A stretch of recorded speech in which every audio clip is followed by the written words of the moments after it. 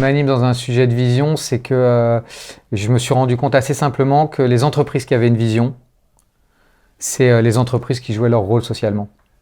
C'est ce sujet que l'entreprise ou l'organisation est à cœur d'avoir ce que je peux appeler une performance globale. Je crois que j'ai toujours été fasciné par le travail bien fait. Et en particulier quand on parle de choses extrêmement ordinaires, extrêmement banales. Et le soin que des gens qui font des métiers très simples apportent aux choses très simples qu'ils font.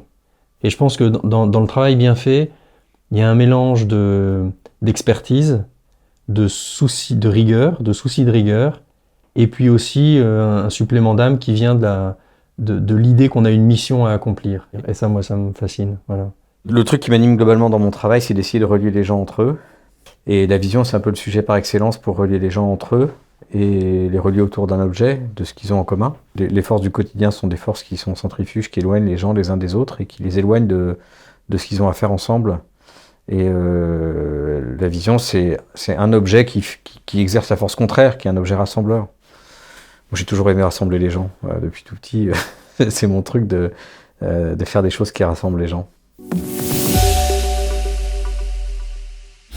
Une des choses que j'aime le plus, c'est le travail sur les mots, parce que les mots, quand on met des mots sur quelque chose, ça donne un pouvoir incroyable à cette chose. Voilà, on partage des valeurs, c'est confus. On est animé par quelque chose, c'est confusément là. On va le dire, et tout d'un coup, ça va être un catalyseur incroyable.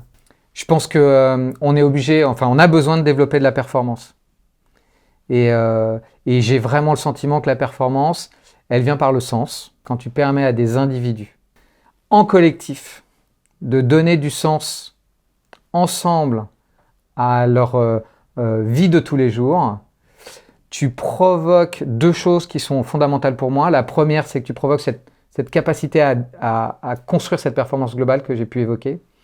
Et tu provoques aussi autre chose qui est la capacité à ce que chaque individu ait un petit peu plus de gains de réalisation personnelle. Et je pense que ça, c'est clé. C'est-à-dire que chacun, individuellement, ait le sentiment d'apporter quelque chose au monde dans lequel il est.